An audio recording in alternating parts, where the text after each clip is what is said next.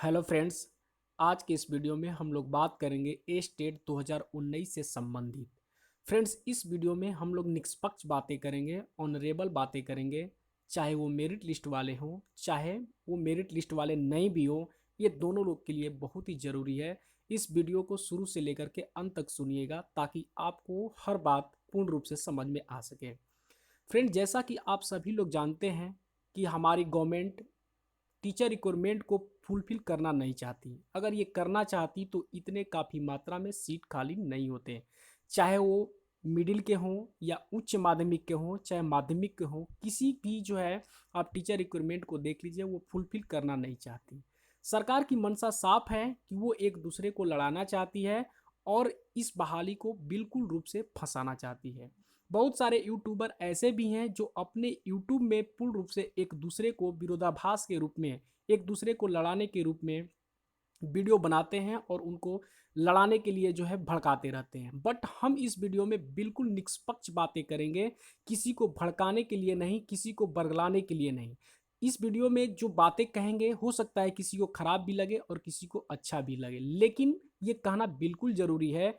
Friend, जैसा कि आप सभी लोग जानते हैं कि जो भी नियमावली आई थी, जो भी नोटिफिकेशन आया था, उस नोटिफिकेशन में स्पष्टली रूप से जो सीट का जिक्र किया गया था और बोला भी गया था कि जितने लोग क्वालिफाइड होंगे उनकी जो है डिक्रीजिंग ऑर्डर में मेरिट लिस्ट बनाई जाएगी और मेरिट लिस्ट बना करके उनकी नियुक्ति की जाएगी। लेकिन यहाँ पे सबसे बड़ी गलती ये हुई कि जो सरकार ने आपको जो है 12 मार्च को जो रिजल्ट जारी किया, 12 सब्जेक्ट का जो रिजल्ट जारी किया, उस रिजल्ट में सबसे बड़ी गड़बड़ी ये की गई कि जितने भी रिजल्ट दिए गए, जितने भी क्वालिफाइड कैंडिडेट थे, उन क्वालिफाइड कैंडिडेटों की संख्या नहीं बताई गई। क्योंकि क्वालिफाइड कैंडिडेट कभी भी सीट के बराबर जो है थे ही नहीं, किसी भी सब्जेक्ट में थे ही नहीं, बल्कि सीट से ज़्यादा क्वालिफाइड थे। ये विचार करने वाली बातें हैं, सोचने वाली बातें हैं, लड़ने झगड़ने वाली बातें नहीं हैं। आप सोच सकते हैं, समझ सकते हैं कि उस समय सरकार ने किसी भी हर हालत में किसी को भी कितने सब्जेक्ट में, किस सब्जेक्ट में कितने लोग क्वालिफाइड है, इन बातों को नहीं बताया, बल्कि डायरेक्टली वो बरगलाने वाली बात बताया कि जितने लोग क्वालिफाइड हैं उनकी नौकरी पक्की है, उनको नौकरी देंगे। ट्विटर के माध्यम से, चाहे प्रेस के माध्यम से या अखबार के माध्यम से या प्रेस कॉन्फ्रेंस के माध्यम से, इन लोगों ने हर बात एक ही कही कि जितने लोग क्वालिफाइड हैं उनकी नौकरी पक्की है, उनको नौकरी हम देंगे। लेकिन यहाँ विडंबना कुछ और ही था। हर सब्जेक्ट में अलग अलग रिजल्ट जो है सीट से बहुत ही काफ़ी मात्रा में थे और ये साबित भी करता है। लेकिन अब रही बात कि अब तो मेरिट बना और कुछ लोग जो है नॉट मेरिट लिस्ट में भी हैं। अब इसका जो है क्या सॉल्यूशन है, हमें सॉल्यूशन की बात सोचनी चाहिए। सॉल्यूशन यही है कि सरकार जो है पूर्ण रूप से हर सब्जेक्ट वाइज जितने क्वालिफाइड हैं उनका लिस्ट जारी करे।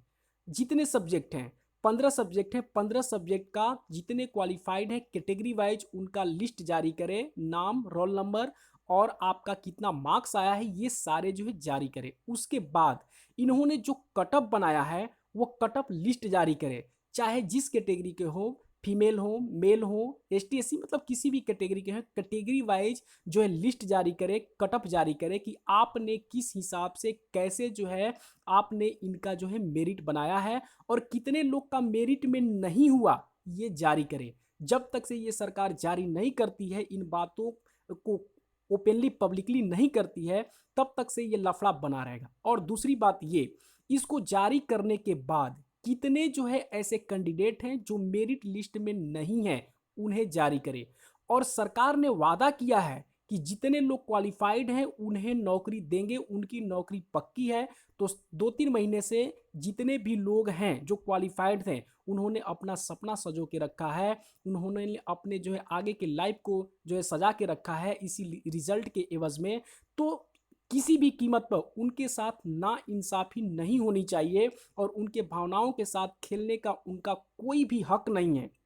और आपके पास, सरकार के पास भरपूर मात्रा में, बहुत ही काफ़ी मात्रा में सीट खाली हैं, सीट वैकेंट हैं।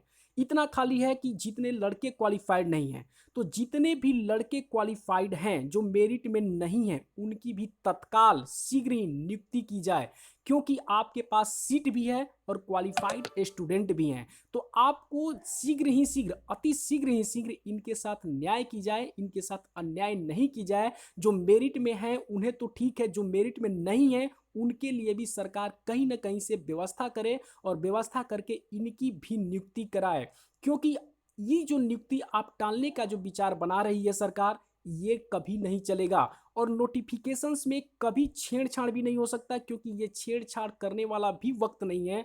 और सरकार सोच रही है कि 2011 में जितने भी क्वालिफाइड स्टूडेंट हैं जो बच गए हैं, उन्हें 2019 में हम डिप्यूट कर देंगे। तो ये कभी बर्दाश्त नहीं होगी, सरकार की मानसा कभी कामयाब नहीं होगी। क्योंकि 2019 में इतने सारे लोग क्वालिफाइड हैं, आप उनका पहले लिस्ट जारी कीजिए कि कितने क्वालिफाइड हैं, किस सब्जेक्ट में कितने बच रहे हैं और किस सब्जेक्ट में कितने का मेरिट बना, कितना मेरिट बना, कितने नंबर पर मेरिट बना। ये सारा चीज आपको पब्लिकली करनी चाहिए। और बाकी जितने भी स्टूडेंट बच रहे हैं, आपके पास बहुत ही काफ़ी मात्रा में वैकेंसी खाली है, आप उस वैकेंसी को फुलफिल कीजिए और इनके भावनाओं के साथ खेलिए नहीं। जितने भी क्वालिफाइड स्टूडेंट हैं, सबको आपको नौकरी देनी है, चाहे आप जिधर से दें या जब दें। लेकिन जब की बात नहीं, इसी साल इसी समय आपको जो है उनकी भावनाओं को का कद्र करनी चाहिए। और जहां पे सीट वैकेंट है, उस वैकेंट सीट को इनके द्वारा फुलफिल करनी चाहिए